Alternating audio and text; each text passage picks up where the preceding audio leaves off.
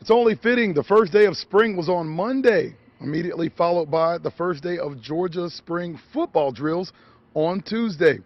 And the Bulldogs return to the football field after an 8-5 season with the debut of head coach Kirby Smart in his first season. Now, many pluses return to the gridiron this spring with the return of running backs Sony Michel and Nick Chubb adding the 1-2 punch in the backfield, as well as Jacob Eason in his second year of developing as starting quarterback. But there also are some question marks regarding the special teams play and offensive line play.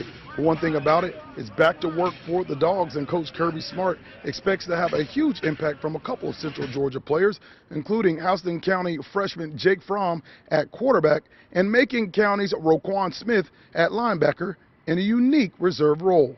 Yeah, Roquan won't be available most of the spring. We don't know if we'll get him back or not. He'll be out there, obviously, helping us coach when he's not conditioning. But Roquan had a really good year.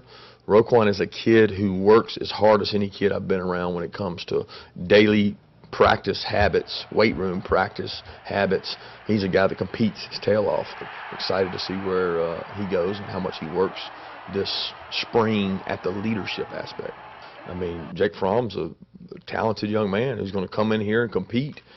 That's why he's here mid-year. He's here to learn, to compete. He has a really good understanding. He was really coached well in high school and played in a system that was complicated from a scheme standpoint and coverage standpoint. So he comes in ahead of your normal average freshman. So he's going out there with the intent of competing for that job and winning over the team.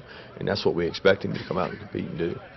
It's only day one, and over the next several weeks, we'll talk about Georgia plans to address those improvements during the spring in preparation for kickoff in the fall.